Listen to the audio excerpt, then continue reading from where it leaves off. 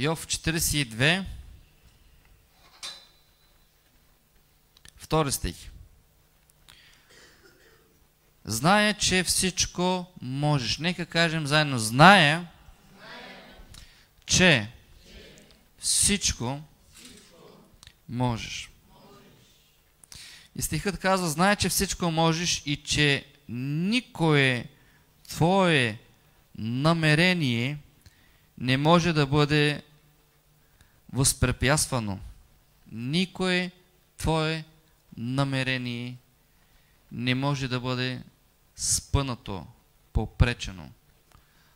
Тук Йов говори в последните глави за това, което Бог почва да прави в живота му. Ние знаем живота на Йов. Ние знаем Йов през какво е преминал. Ние знаем, но не познаваме живота на Йов. Знаеме като информация, но не сме били там. Знаеме като начин от слух и от човек на човек, но ние не сме били там какво е преживял този човек. Но ние знаем, че той е преминал през много тежка буря. Но Бог е обещал, Бог е верен и той обещава, че в крайна сметка всичко това, което Йов е изгубил, Бог го благославя двойно повече. И ние тук виждаме смирението на Йов. Много е важно как идваме при Бог. Амин. Много е важно с какво отношение идваме при Бог. Много е важно с какво намерение идваме при Бог. И ние виждаме тук, Йов се смирява. И Бог го издига, понеже Бог издига смирените. Амин. И може да се запишете като заглавие, всичко е възможно. Обърна се до човека, кажи, всичко е възможно. Алелуя. Всичко е възможно за Бога и за този, който вярва. Всичко е възможно. Кой може да каже всичко можеш? Вижте, Йов, този човек се обръща към Бог, казва, ти всичко можеш. Знаете ли кой може да каже всичко можеш? Само този, който е смирен. Смирява живота си, смирява сърцето си, смирява ума си пред Бог и издига Бог. Тези, които не са смирени, не издигат Бог. Те издигат други неща. Издигат себе си, но не издигат Бог. Само истинските смирени, и Бог ги вижда, и Бог ги познава, само те издигат името на Бог. И ние виждаме смирението на Бог, т.е. смирението на Йов в живота на Бог казва, ти можеш всичко. Знаете ли кой може да каже втората група хора? Тези, които вярват. Нека кажем първо смирените и вярващите. Казва, смирените ще издигат името на Бог да кажат, всичко можеш. И тези, които вярват, всичко можеш. Понеже се казва в стиха, което ще прочетем по-нататък, се казва, за Бога няма нищо невъзможно. И се казва за хората, когато се казва за хората, това са хора от света. Това са невярващите. Това са хора без Бог, без вяра. И се казва за хората невъзможно, но за Бога и за този, който вярва, всичко е възможно. Така че кой може да каже на Господ, само ти можеш всичко, само смирените и тези, които вярват. И се казва, никое твое намерение не може да бъде спряно. Запомни, Бог, когато има невероятни неща в твоя живот, никой не може да го спре. Бог, когато има невероятни планове, цели, благословение, свобода и целение за твоя живот, никой не може да спира делото на Бог. Никой не може да спира намерението на Бог. Затова се казва в Йов, знае, че всичко можеш и че никое твое намерение не може да бъде спряно. Няма демон, няма дявол, няма човек, който да спира това, което Бог иска в твоя живот. Така че не е важно намерението на доктора, но важно е намерението на Господ.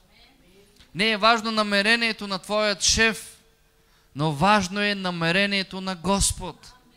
И това е много важно да разберем.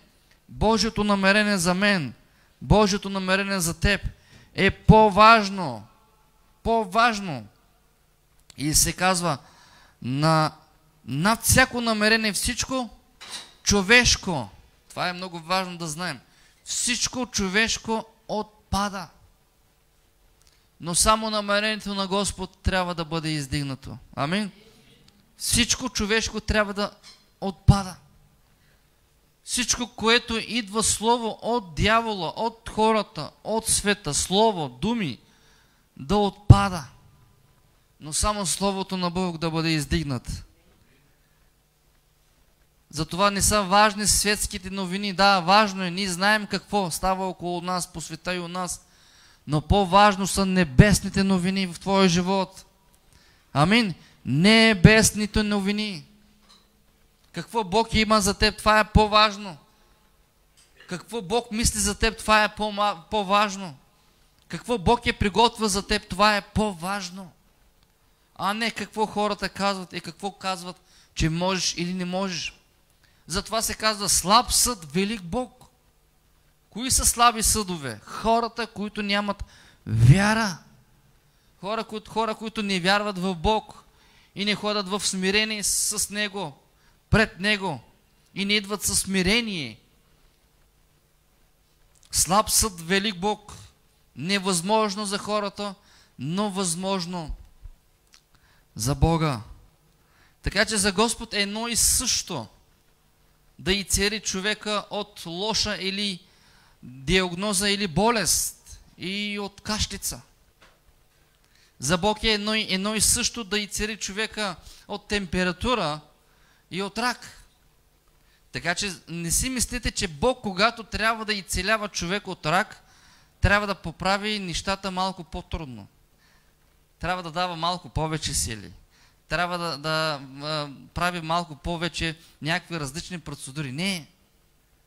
Бог изпраща Словото си и царява. Изпраща Словото си и освобождава.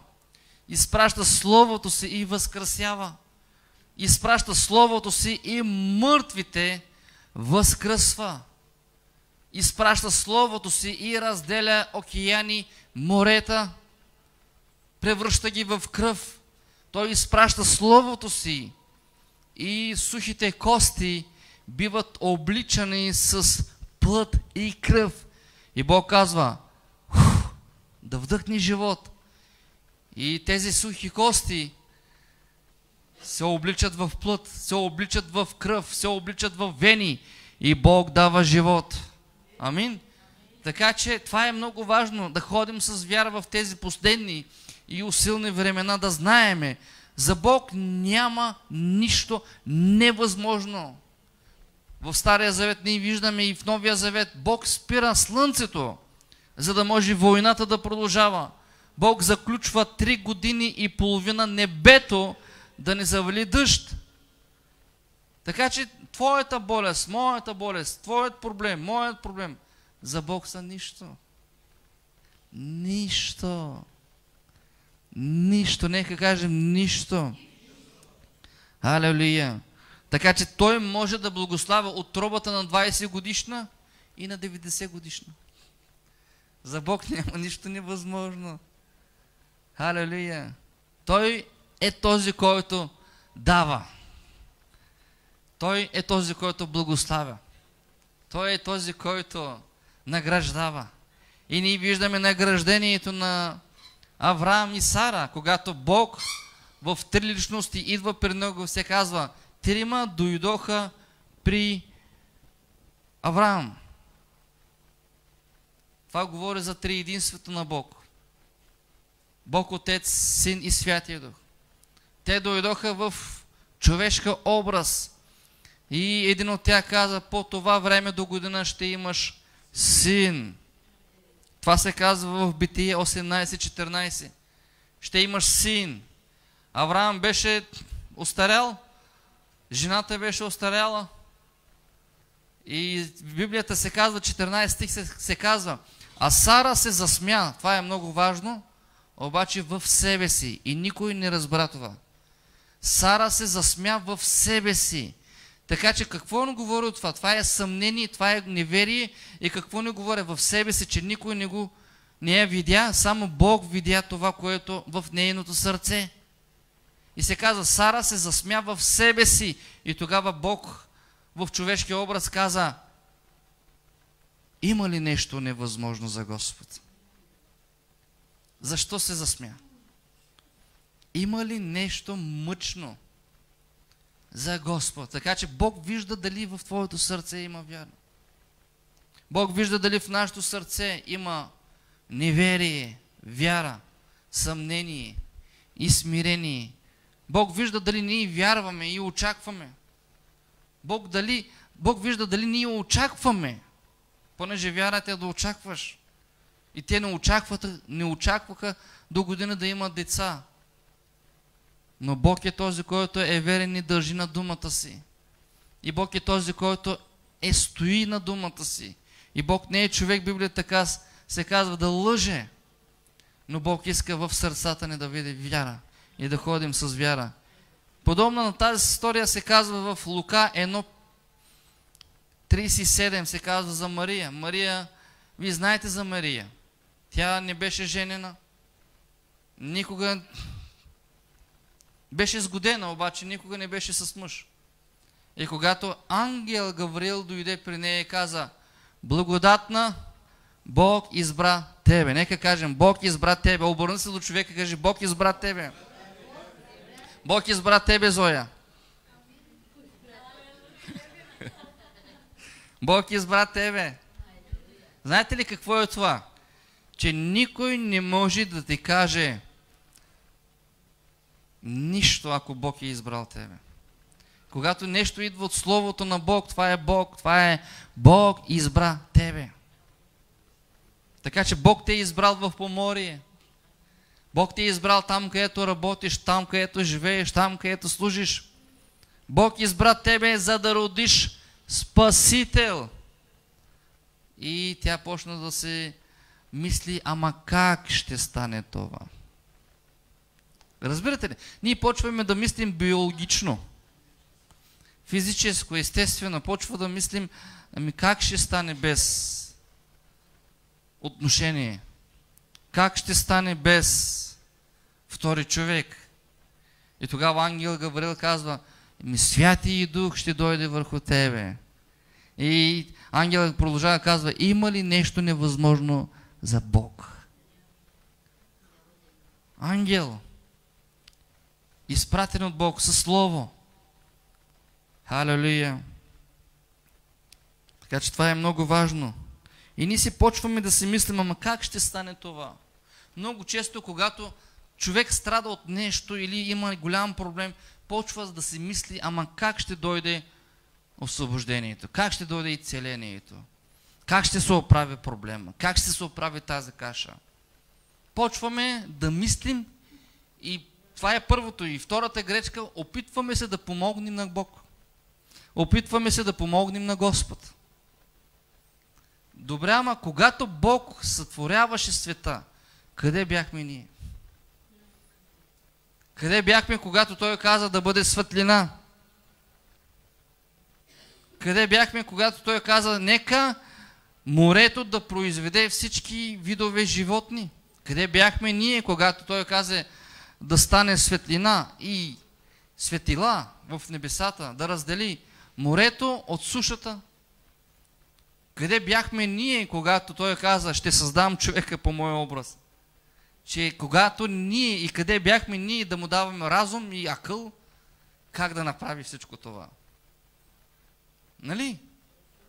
Но запомнете, ние бяхме в Неговият план. Ние бяхме в Неговата воля. Ние сме част от Неговата мисия. Ние нямаме мисия, Той има мисия.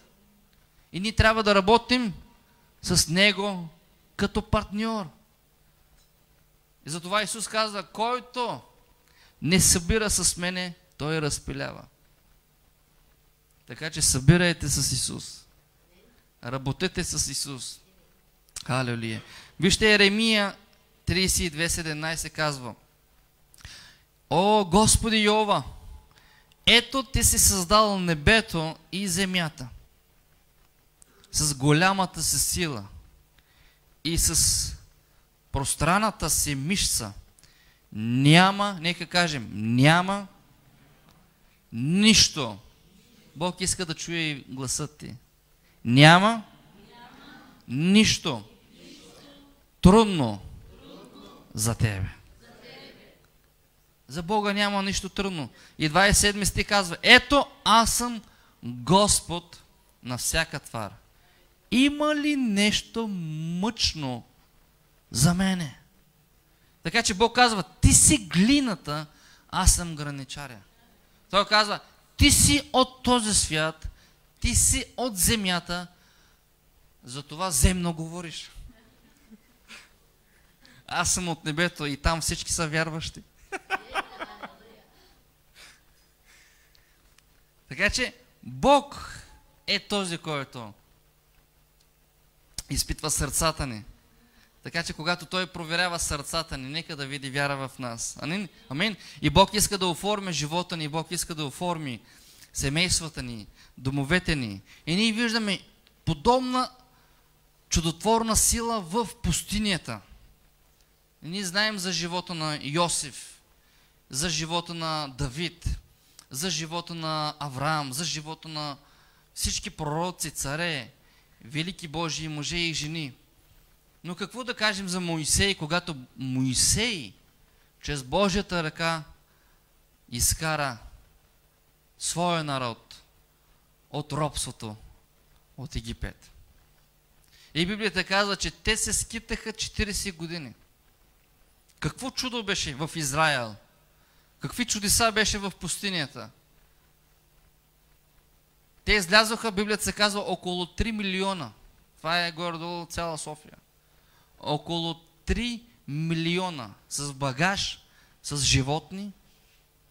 Моисей ги водеше и бяха богати, бяха взели назаем, имаха много злато и имаха много сребро. И излязаха с много богатство от Египет в пустинята да следват Божият глас чрез Божия човек Моисей. Но какво виждаме чудото? Едно малко момче излиза със своите родители. Богато семейство, както с и другите. Излиза с риза, да кажем. Или с фанелка. И излиза с панталон и с нови обувки. И минава седмица, минава година. Момчето расте. Ризата също расте. Панталона също расте. Обувките също растат. Всичко, което момчето е обличено, има чудотворна сила върху своето тяло. Той расте и дрехите расте заедно с него. Няма шивачи. Библията казва, че дрехите им не овехтяваха. Не се късаха. А днешно време всяка седмица взимаме маратонки. Взимаме дрехи. Овехтяват. Миришат. Но техните дрехи не овехтяваха, казва Библията. Обувките им не овехтяваха. Това е чудо. Заболекар няма. Шивачи няма. През деня Бог става облак, за да покаже пътя и да ги пази от противниците, за да може да не ги виждат. А вечерта той става стълб от огън, за да покаже пътя. Моисей чуваше Божия глас и те виждаха невъзможното на Бог. Амин. И това е много важно. Да разберем, че Бог и днес може да върши подобни чудеса. И Той върши. Запомнете, Той върши. Разберете, Той върши. но ние от нашите житейски проблеми, грижи, ангажименти не можем да обърнем внимание на чудесата на Господ. Толкова сме задръстени. Толкова сме обкръжени с тръни и бодли около нас, което не можем да и нямаме време да видим какво Бог върши днес. Той върши, Той работи. Какво казва Исус? Отец ми работи винаги. Той работи винаги. За Него няма 24/7. Халелуя. Вижте какво казва. Числа 11:23 казва: а Господ отвърна на Моисей. Това е между човек и Бог разговор. Приятелски, партньорски. А Господ отвърна на Моисей: скъса ли са се ръката на Господа? Сега ще видиш, казва Бог на Моисей. Сега ще видиш, ще се сбъдне ли с тебе думата ми или не. Тук виждаме някакъв бас между човека и Бог. Ако, може би, Моисей се усъмнил и Бог казва: ще видиш сега моята слава. Ще видиш сега това, което аз мога. Ще видиш сега Бог жив ли е или мъртъв. Втори летопис 16:9 казва: защото очите на Господ се обръща насам и натам пред целия свят, за да се показва Той мощен в помощ на онези, чието сърца са съвършено разположени към Него. Бог има очи. Едновременно вижда Поморие, едновременно вижда и другите градове. За Него няма ограничение. Той не идва за половин час в Поморие, да отива 1 час за Бургас, да отива за 3 часа за София, после в Америка, после в Германия. Не, очите на Бог, казва, са навсякъде. И Той не вижда сърцата на хората по-отделно. Ай сега да проверим сестрата, след това да проверим брата, след това да проверим тази група. Не. Бог не следим, не ограничим. Амин. Бог е дух. Казва, очите на Господ се обръщат насам натам. Знаете ли кой ходи насам натам? Също и дявола. Също тези, които нямат какво да правят за Бог, и те ходят насам натам. Някой ходи за лошо, но Бог ходи за добро. И нека да бъдем от групата на Господ, да ходим за добро. Да ходим за да изграждаме. Да ходим за да обучаваме, да ходим за да насърчаваме, да ходим за да се молим, да ходим за да даваме, да ходим за да помагаме, да ходим за да проповядваме, да говорим, да благославяме, да превдигаме. Защото очите на Господа се обръщат насам натам пред целия свят, за да се показва Той мощен. Чрез кого? Чрез тебе. Чрез мене. Чрез своята църква. Той иска да се показва мощен. Но търси сърца. Сърцата, знаете ли? Това са хората. Това са душите. Той търси сърца, които да кажат: Господи, използвай моите 2 ръце. Сърца, които да кажат: Господи, използвай устата ми. Използвай краката ми. Използвай финансите ми. Използвай материалните ми неща за Твоята слава. Няма как Бог да влезе там, където не е поканен, скъпи мои братя и сестри. Колкото и да обичаш Бог, Той хлопа, но вратата се отваря отвътре. Разбирате ли? Той хлопа, колкото и да обичаш, колкото и да вярваш, Той иска да вечеря с тебе. Той казва: ако ми се отвори, ще вляза при Него и ще вечерям с Него и Той с мен. Ще вечерям, знаете ли какво е? Общение. Едно е да вярваш, друго е да общуваш. А истинската вяра е общение. Истинската вяра е да пребъдваш. Истинската вяра е да работите партньор с Бог. И да кажеш: Господи, айде да стиснем ръце и да работим за Поморие. И Бог да каже: аз имам човек в Поморие. Аз имам човек. Халелуя. Не искате ли този човек да бъдете ви? Халелуя. Този човек, този Божия жена, Божия мъж да бъдеш ти. Халелуя. Така че той се показва мощен чрез Моисей и чрез други Божии хора.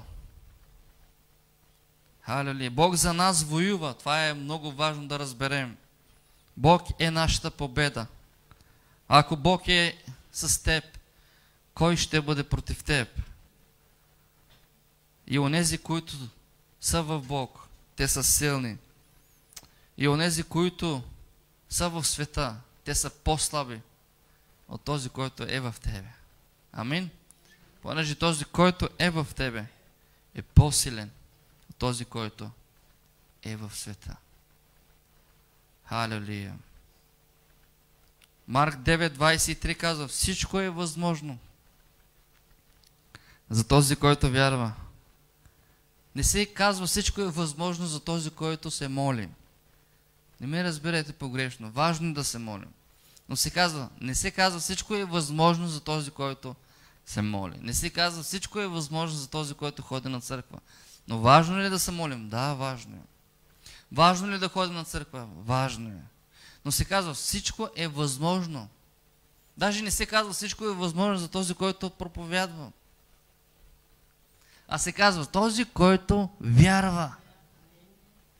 Значи молитва, ако няма вяра, лишена от сила. Проповед, ако няма вяра, лишена от сила. Да ходиш на църква без вяра, лишена от сила. Да, ние идваме тук, за да придобием, за да черпим вяра. Но нашето ходене на църква, нашите молитви, служение, говорене, трябва да бъде с вяра. Знаете ли, ако няма вяра, Бог не е там. Знаете ли колко хора се останаха сакати и слепи и проказани, защото нямаха вяра? Библията се казва, Исус влиза в едно село, поради всичко, което те са куци, слепи, сакати, поради някакво проклятие. И се казва, те не вярваха, поради неверието им. Исус не ги цели. Не ги цели.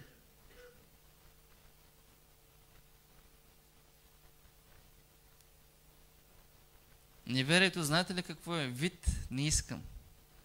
Невярващото сърце, знаете ли какво е? Не искам.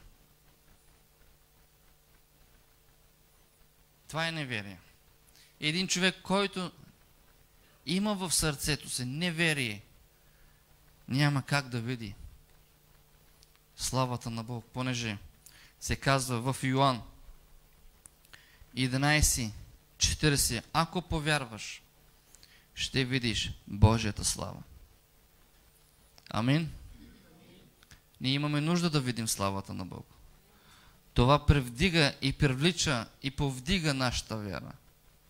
Ние виждаме дъщерята на Яир, на 12 годишна, и Библията се казва, че тя заспа. И когато Исус говореше с тълпата, с хората, и бащата Яир дойде и каза: дъщеря ми е много болна. Той не знаеше, че вече дъщерята си отиде. И дойдоха, може би познати или роднини, казаха: не затруднявай учителя. Няма смисъл, защото се отиде вече. Но въпреки това Исус влезе в къщата. Имаше хора, които не вярваха. И Исус ги изгони. Знаете ли, Исус остана с хора, които са позитивни. И това е много. Какво ни говори това? Винаги трябва да имаш хора около себе си и да ходиш с хора, които са позитивни. Хора, които носят вяра в сърцето си. Хора, които носят помазанието в себе си. И това ще ви влияе. Запомнете, това ще ви влияе. Невярващите влияят, вярващите също влияят. Исус ги изгони. И момчето се събуди.